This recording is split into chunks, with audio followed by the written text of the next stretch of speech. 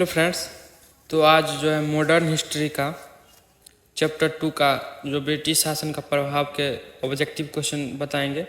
इसमें जो है कुल 50 ऑब्जेक्टिव क्वेश्चन है, तो आप हमारे साथ अंत तक बने रहिएगा, एक भी क्वेश्चन मिस नहीं कीजिएगा, क्योंकि इसमें जो है सारे के सारे क्वेश्चन बहुत ही इम्पोर्टेंट हैं। अगर आप किसी भी एग्ज़ाम की तैयारी करते हैं तो सभी एग्ज़ामों के लिए बहुत ही इम्पोर्टेंट है। तो आप अगर इस चैनल पर नए हैं तो चैनल को सब्सक्राइब कर दीजिए और अपने दोस्तों के साथ भी शेयर कर दीजिए। अगर वीडियो अच्छा लगे तो लाइक भी कर दीजिएगा। अगर आपको किसी प्रकार की त्रुटि या किसी प्रकार का कोई क्वेश्चन हो तो आप कमेंट करके पूछ सकते हैं। तो चलिए बिना देरी किए आज का पहला प्रश्न शुरू करते हैं। पहला प्रश्न है, अंग्रेजी शासन का प्रभाव किस क्षेत्र में अधिक पड़ा? ऑप्शन ए में है आर्थिक, ऑप्शन बी में है राजनीतिक, ऑप्शन सी में है धार्मिक, ऑप्शन डी में है मनोवैज्ञानिक। इसका जो सही आंसर हो जाएगा ऑप्शन ए आर्थिक। आर्थिक क्षेत्र में सबसे ज़्यादा प्रभाव पड़ा। अगला क्वेश्चन 2 नंबर है, सूची फर्स्ट को सूची सेकंड से सम्मिलित कीजिए। सूची फर्स्ट में जो है वाणिज्यिक चरण जो 1757 से 1813 तक चला था। इसमें जो है मिलान करना है, तो इसका जो ए का हो जाएगा एक आधित्य व्यापार, बी का हो जाएगा 2। इसका सही आंसर होगा ऑप्शन ए।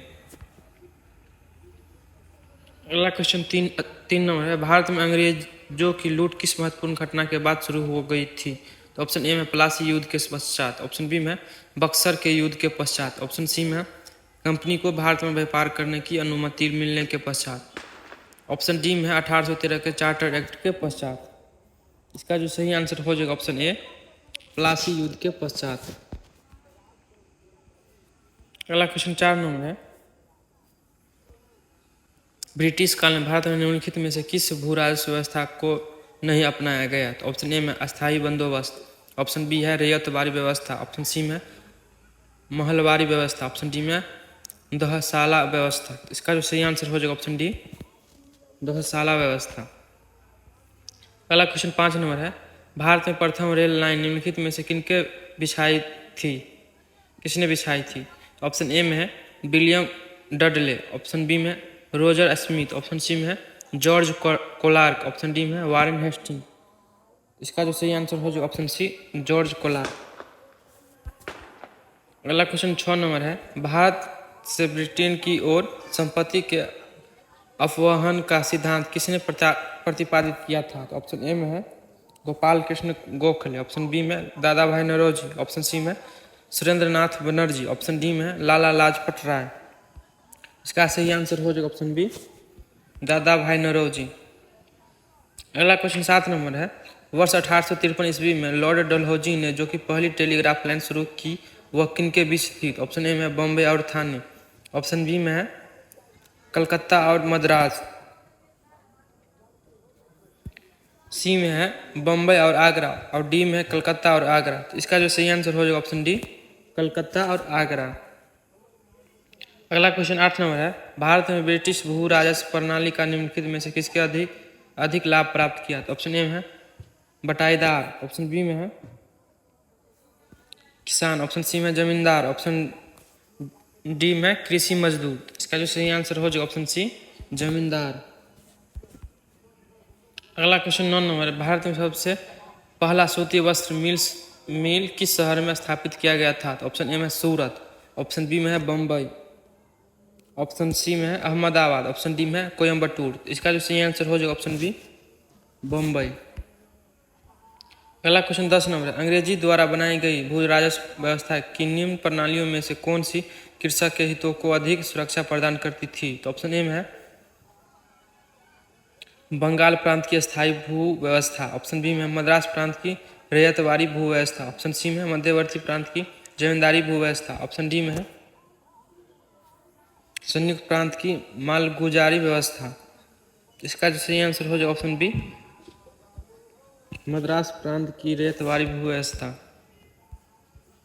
अगला क्वेश्चन 11 नंबर है, किसके द्वारा बंगाल और बिहार का स्थायी बंदोबस्त मारी बंदोबस्त शुरू किया गया था? तो ऑप्शन ए में रॉबर्ट क्लाइव, ऑप्शन बी में है वारेन हेस्टिंग्स, ऑप्शन सी में है लॉर्ड ब्लेजली,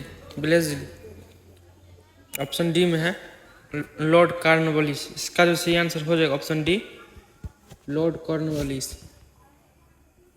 अगला क्वेश्चन 12 नंबर है, ब्रिटिश सरकार ने भारत में अस्थायी बंदोबस्त कब लागू किया? तो ऑप्शन ए में है 1753 ईस्वी में, ऑप्शन बी में 1793 ईस्वी में, ऑप्शन सी में 1762 ईस्वी में, ऑप्शन डी में 1803 ईस्वी में। इसका जो सही आंसर हो जाएगा ऑप्शन बी, 1793 ईस्वी में। अगला क्वेश्चन 13 नंबर है, रैयत वारी व्यवस्था कब लागू की गई थी? तो ऑप्शन ए में 1816 ईस्वी में, ऑप्शन बी में 1818 ईस्वी में, ऑप्शन सी में 1820 ईस्वी में, ऑप्शन डी में 1822 ईस्वी में। इसका जो सही आंसर हो जाएगा ऑप्शन सी, 1820 ईस्वी में। अगला क्वेश्चन 14 नंबर है, पहली बार औपचारिक रूप से महावाली प्रथा कब लागू की गई थी? इसका ऑप्शन ए में है 1793 ईस्वी में, ऑप्शन बी में है 1816 ईस्वी में, ऑप्शन सी में 1820 ईस्वी में, ऑप्शन डी में 1822 ईस्वी में। इसका जो सही आंसर हो जाएगा ऑप्शन डी, 1822 ईस्वी में। अगला क्वेश्चन 15 नंबर है, अस्थायी बंदोबस्त जिन क्षेत्रों में लागू किए गए उसमें शामिल है? तो एक में है बंगाल, ऑप्शन 2 में है बिहार, 3 में है उड़ीसा, 4 में मद्रास के उत्तरी जिले, 5 में है बनारस। इसमें जो है सही चुनना कि कौन कौन अस्थायी बंदोबस्त में लागू मतलब शामिल थे। तो इसमें जो है मतलब पाँचों को पाँचों शामिल थे। इसका जो सही आंसर हो जाएगा ऑप्शन डी, 1 2 3 4 5। अगला क्वेश्चन 16 नंबर, अंग्रेजी शासनकाल में भारत का कौन सा क्षेत्र अफीम उत्पादन के लिए प्रसिद्ध था? तो ऑप्शन ए में है बिहार, ऑप्शन बी में है दक्षिण भारत, ऑप्शन सी में है गुजरात, ऑप्शन डी में है असम। इसका जो सही आंसर हो जाएगा ऑप्शन ए, बिहार। अगला क्वेश्चन 17 नंबर है, 18वीं सदी में बंगाल में वस्त्र उद्योग के पतन के लिए उत्तरदायी कारण था? तो ऑप्शन ए में उत्पादन की गुणवत्ता में कमी, ऑप्शन बी में कच्चे माल की अनुपलब्धता में, ऑप्शन सी में ब्रिटेन को निर्यात करने वाले माल पर उच्च टटकर, ऑप्शन डी में कारीगरों की अनुपलब्धता। तो इसका जो सही आंसर हो जाएगा ऑप्शन सी, ब्रिटेन के निर्यात करने वाले माल पर उच्च टटकर। अगला क्वेश्चन 18 नंबर है, नील कृषकों की दुर्दशा पर लिखी गई पुस्तक नील दर्पण के लेखक कौन थे? तो ऑप्शन ए में है बंकिम चंद्र चटर्जी, ऑप्शन बी में है दीनबंधु मित्र, ऑप्शन सी में है शरत चंद्र चटर्जी, ऑप्शन डी में है रविंद्रनाथ टैगोर। तो इसका जो सही आंसर हो जाएगा ऑप्शन बी, दीनबंधु मित्र। अगला क्वेश्चन 19 नंबर है, अंग्रेजों द्वारा सर्वप्रथम कहवा बागान लगाए गए थे? तो ऑप्शन ए में है चिकमंगलूर जनपद में, ऑप्शन बी में है कुर्ग जनपद में, ऑप्शन सी में है नीलगिरी जनपद में, ऑप्शन डी में है वायनाड जनपद में। इसका जो सही आंसर हो जाएगा ऑप्शन डी, वायनाड जनपद में। अगला क्वेश्चन 20 नंबर, अंग्रेजी शासन के दौरान भारत के अधिक दोहन के विचार पर प्रतिपादन किसने किया था? तो ऑप्शन ए में दादा भाई नौरोजी, ऑप्शन बी में M.N. राय, ऑप्शन सी में जयप्रकाश नारायण, ऑप्शन डी में राम मनमोहन लोहिया। इसका जो सही आंसर हो जाएगा ऑप्शन ए, दादा भाई नौरोजी। अगला क्वेश्चन 21 नंबर है, भारत में अंग्रेजों के समय में प्रथम जनगणना किनके कार्यकाल में हुई थी? ऑप्शन ए में है लॉर्ड डफरिन के, ऑप्शन बी में है लॉर्ड लिटन के, ऑप्शन सी में लॉर्ड मेयो के, ऑप्शन डी में लॉर्ड रिपन के। तो इसका जो राइट आंसर हो जाएगा ऑप्शन सी, लॉर्ड मेयो लिखा है या मेयो भी हो सकता है। अगला क्वेश्चन 22 नंबर है, सर थॉमस मुनरो किस भू राजस्व बंदोबस्त से संबंधित है? तो ऑप्शन ए में अस्थायी बंदोबस्त, ऑप्शन बी में महालवारी बंदोबस्त, ऑप्शन सी में रैयतवारी बंदोबस्त, ऑप्शन डी में है इनमें से कोई नहीं। तो इसका जो सही आंसर हो जाएगा ऑप्शन सी, रैयतवारी बंदोबस्त। अगला क्वेश्चन 23 नंबर, भारत में प्रथम रेल लाइन का निर्माण 1853 में किन नगरों के बीच हुआ? तो ऑप्शन ए में हावड़ा और श्रीरामपुर, ऑप्शन बी में बम्बई और थाने, ऑप्शन सी में मद्रास और गुंटूर, ऑप्शन डी में है दिल्ली और आगरा। तो इसका जो सही आंसर हो जाएगा ऑप्शन बी, बम्बई और थाने। अगला क्वेश्चन 24 नंबर है, स्वतंत्र पूर्व अवधि में ब्रिटिश सरकार द्वारा भारत में आधुनिक शिक्षा के प्रसार का मुख्य उद्देश्य था? तो ऑप्शन ए में है छोटे प्रशासनिक पदों पर नियुक्ति हेतु शिक्षक भारतीय की आवश्यकता। बी में है भारतीय संस्कृति को प्रोत्साहित करना। सी में है भारतीय लोगों को आधुनिक बनाना जिससे वो राजनीतिक जिम्मेदारियों में भाग ले सके। ऑप्शन डी में उपयुक्त में से कोई नहीं। इसका जो सही आंसर हो जाएगा ऑप्शन ए, छोटे प्रशासनिक पदों पर नियुक्ति हेतु शिक्षित भारतीयों की आवश्यकता। अगला क्वेश्चन 25 नंबर है, अस्थायी बंदोबस्त के तहत जमींदारों को पूरे लगान भू राजस्व का कितना प्रतिशत राज्य को देना तय किया गया। तो ऑप्शन ए में है 89%, ऑप्शन बी में है 11%, ऑप्शन सी में है 66%, ऑप्शन डी में 33%। तो इसका जो सही आंसर हो जाएगा ऑप्शन ए 89%। अगला क्वेश्चन 26 नंबर, रैयतवाड़ी व्यवस्था जिन क्षेत्रों में लागू की गई उनमें से शामिल थे।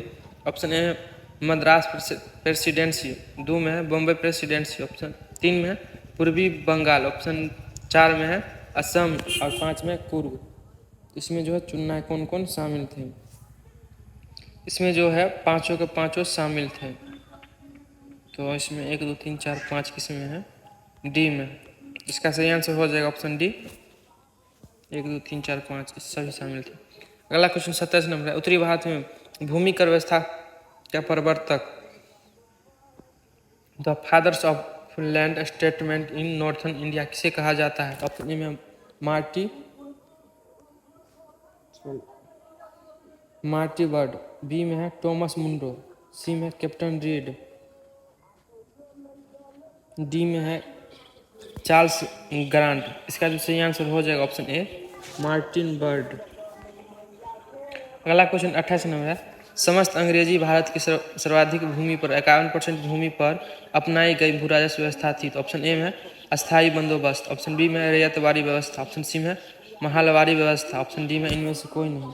तो इसका जो सही आंसर हो जाएगा ऑप्शन बी रैयतवाड़ी व्यवस्था। अगला क्वेश्चन 29 नंबर है, भारत में उपनिवेशों काल में लिटली आयोग 1929 का उद्देश्य था। ऑप्शन ए में है और आगे राजनीतिक सुधारों के लिए भारत की क्षमता का परीक्षण, बी में श्रमिकों की मौजूद परिस्थितियों को प्रतिवेदन पर सिफारिश प्रस्तुत करना, सी में भारत में वित्तीय सुधारों के लिए परियोजना तैयार करना, डी में भारत में प्रशासनिक सेवाओं के लिए विस्तृत पद्धति विकसित करना। इसका जो सही आंसर हो जाएगा ऑप्शन बी श्रमिक की मौजूदा परिस्थितियों पर प्रतिवेदन पर सिफारिश प्रस्तुत करना। अगला क्वेश्चन 30 नंबर, भारत में भारतीयों द्वारा 1881 ईस्वी में स्थापित हुआ तथा उनके प्रबंध में चलने वाला सीमित देयता का प्रथम बैंक था। तो ऑप्शन ए में हिंदुस्तान कमर्शियल बैंक, बी में है अवध कमर्शियल बैंक, सी में है Punjab national bank, option D में है पंजाब एंड सिंध बैंक। इसका जो सही आंसर हो जाएगा option B Awadh commercial bank. अगला क्वेश्चन 31 नंबर, अंग्रेजों द्वारा रैयतवाड़ी बंदोबस्त लागू किया गया था। तो ऑप्शन ए में बंगाल प्रेसिडेंसी द्वारा, ऑप्शन बी में मद्रास प्रेसिडेंसी द्वारा, सी में बम्बई प्रेसिडेंसी द्वारा, डी में मद्रास प्रेसिडेंसी एवं बम्बई प्रेसिडेंसी द्वारा। इसका जो सही आंसर हो जाएगा ऑप्शन डी मद्रास प्रेसिडेंसी एवं बम्बई प्रेसिडेंसी द्वारा।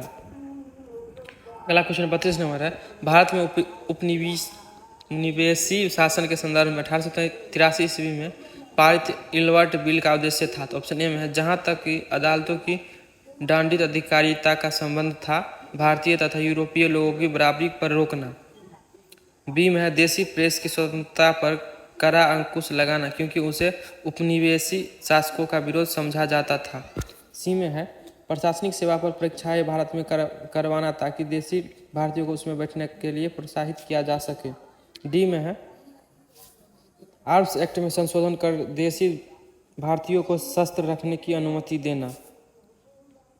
तो इसका जो सही आंसर हो जाएगा ऑप्शन ए। अगला क्वेश्चन 33 नंबर है, सूची फर्स्ट को सूची सेकंड से सम्मिलित कीजिए। सूची फर्स्ट में दिया है बड़े समानतों को आवंटित भूमि, तो इसको मिलान करना है।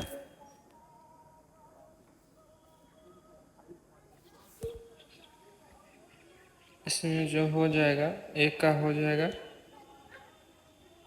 बड़े समानतों को आवंटित भूमि, तो एक का एक हो जाएगा जागीरदारी, तो इसमें जो हो जाएगा आंसर ऑप्शन बी। अगला क्वेश्चन 34 नंबर, ब्रिटिश शासक के दौरान भारत में उद्योगों का कोई स्वतंत्र विकास नहीं हुआ, इसका कारण था। तो ऑप्शन ए में भारी उद्योगों का अभाव, ऑप्शन बी में विदेशी पूंजी की कमी, ऑप्शन सी में प्राकृतिक संसाधनों की कमी, ऑप्शन डी में है धनिक वर्ग द्वारा भू संपत्ति में निवेश करना प्राथमिकता।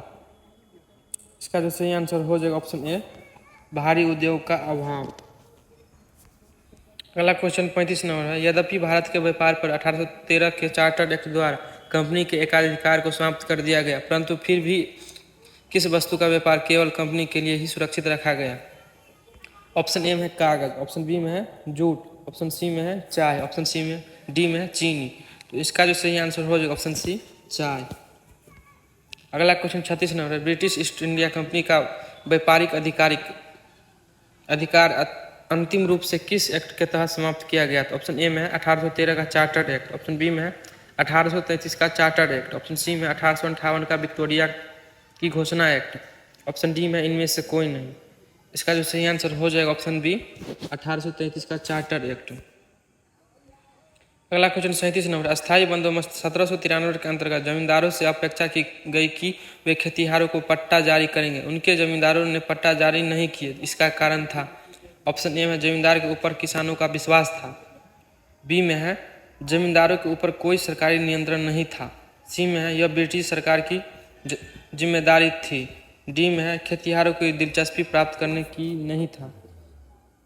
तो इसका जो सही आंसर हो जाएगा ऑप्शन बी, जमींदार के ऊपर कोई सरकारी नियंत्रण नहीं था। इसका सही आंसर बी हो जाएगा। अगला क्वेश्चन 38 नंबर, ब्रिटिश भू राजस्व व्यवस्था के संदर्भ में इन कथनों पर विचार कीजिए। एक में है स्थायी बंदोबस्त के तहत सरकार ने जमींदारों से हमेशा के लिए लगान निश्चित किया, इसी कारण इसे अस्थायी बंदोबस्त कहा गया। दो में दिया है रेतवारी व्यवस्था के तहत सरकार ने रेतों पर लगाने की निश्चित किया, इसी कारण इसे रेतवारी व्यवस्था कहा गया।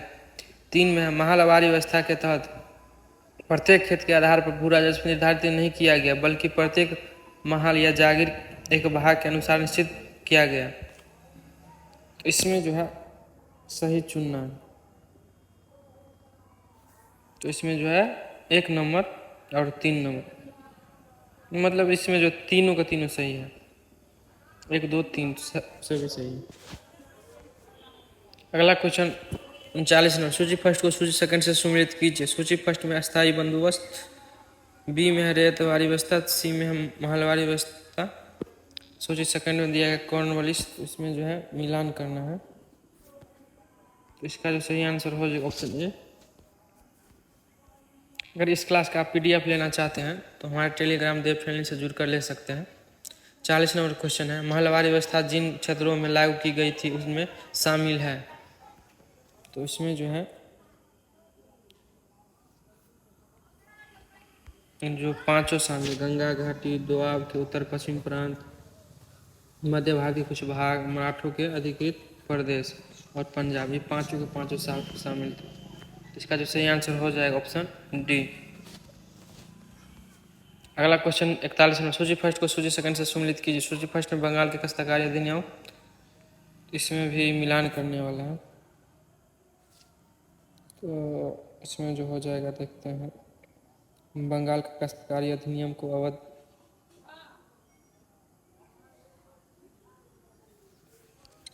एक का हो जाएगा 1885, इसका सही आंसर हो जाएगा ऑप्शन ए। अगला क्वेश्चन 42 में, आधुनिक शिक्षा के संदर्भ में शिक्षा का माध्यम को लेकर उठे पाश्चात्य आंग्ल विवाद का अंत मैकाले के प्रपत्र से 1835 में हुई। इसके अनुसार किस भाषा को भारत में शिक्षा का माध्यम स्वीकार किया गया। ऑप्शन ए में है हिंदी, ऑप्शन बी में है उर्दू, ऑप्शन सी में है संस्कृत, ऑप्शन डी में अंग्रेजी। इसका जो सही आंसर हो जाएगा ऑप्शन डी, अंग्रेजी। अगला क्वेश्चन 43 नंबर है, भारतीय शिक्षा का मैग्ना कार्टा कहा जाता है। तो ऑप्शन ए में वुड के घोषणा पत्र 1854 को, ऑप्शन बी में हंटर आयोग के प्रतिवेदन को, ऑप्शन सी में रेले आयोग 1902 के प्रतिवेदन को, डी में सेडलर के आयोग 1917 के प्रतिवेदन को। तो इसका जो सही आंसर हो जाएगा ऑप्शन ए, वुड के घोषणा पत्र 1854 को। अगला क्वेश्चन 44 नंबर, किसने 1911 ईस्वी में प्राथमिक शिक्षा के निःशुल्क एवं अनिवार्य बनाने वाला विधेयक इंपीरियल लेजिस्लेटिव काउंसिल में प्रस्तुत किया, जिसे प्राथमिक शिक्षा का मैग्ना कार्टा कहा गया? तो ऑप्शन ए में है गोपाल कृष्ण गोखले, ऑप्शन बी में है लाला लाजपत राय, ऑप्शन सी में महात्मा गांधी, ऑप्शन डी में सुभाष चंद्र बोस। इसका जो सही आंसर हो ऑप्शन ए गोपाल कृष्ण गोखले। अगला क्वेश्चन, शिक्षा से संबंधित आयोग समिति की पहचान करें। इसमें एक में दिया गया हटक समिति 1929, दो में दिया गया लिंडसे आयोग 1929। इसमें जो है शिक्षा से संबंधित चुनना है। इसमें जो है सभी जो है शिक्षा से संबंधित ही है, तो इसमें चारों क्वेश्चन सही हो जाएगा। 1 2 3 4 इसका सही हो जाएगा। अगला क्वेश्चन 46 में, किस सिद्धांत का यह अर्थ था कि शिक्षा समाज के उच्च वर्ग को ही दी जाए, इस वर्ग में क्षण क्षण कर शिक्षा को प्रभाव जनसाधारण तक पहुँचे? ऑप्शन ए में है अधोमुखी नियंत्रण सिद्धांत, ऑप्शन बी में है उधरमुखी नियंत्रण सिद्धांत, सी में है अधोमुखी शुद्धिकरण सिद्धांत, डी में उधर शुद्धिकरण सिद्धांत। इसका जो सही आंसर हो जाएगा ऑप्शन ए अधोमुखी नियंत्रण सिद्धांत। अगला क्वेश्चन 47 नंबर है, भारत में आधुनिक शिक्षा का जन्मदाता किसे कहा जाता है? तो ऑप्शन ए में चार्ल्स ग्रांट, ऑप्शन बी में है मार्कस मेन, ऑप्शन सी में विलियम जोन्स, ऑप्शन डी में है जॉन मार्शल। इसका जो सही आंसर हो जाएगा ऑप्शन ए चार्ल्स ग्रांट। अगला क्वेश्चन 48 में, हिंदू कॉलेज कोलकाता 1817 जो कि पश्चात पर उच्च शिक्षा देने का प्रथम कॉलेज था, जिसका धार्मिक शिक्षा से कोई संबंध नहीं था, स्थापना किसने की? तो ऑप्शन ए में है डेविड हेयर, ऑप्शन बी में विलियम जोन्स, ऑप्शन सी में है मैकाले, ऑप्शन डी में है जॉन मार्शल। तो इसका जो सही आंसर हो जाएगा ऑप्शन ए डेविड हेयर। अगला क्वेश्चन 49 नंबर है, भारतीय दस्तकारी उद्योग के पतन के कारण थे? तो ऑप्शन ए में अंग्रेजों द्वारा भारतीय बुनकारों के तैयार माल को कम से कम मूल्य में लेना, ऑप्शन बी में है अंग्रेजों द्वारा कच्चे माल पर नियंत्रण, ऑप्शन सी में इंग्लैंड में आयात की जाने वाली भारतीय वस्तुओं पर भारी आयात कर, डी में उपयुक्त में से सभी। इसका जो सही आंसर हो जाएगा ऑप्शन डी उपयुक्त में से सभी। अगला क्वेश्चन 50 नंबर, भारत में अनौद्योगिकीकरण या प्राक् औद्योगिकीकरण की अवधि थी? तो ऑप्शन ए में 1757 से 1857, ऑप्शन बी में 1800 से 1850 ईस्वी, ऑप्शन सी में 1850 से 1947।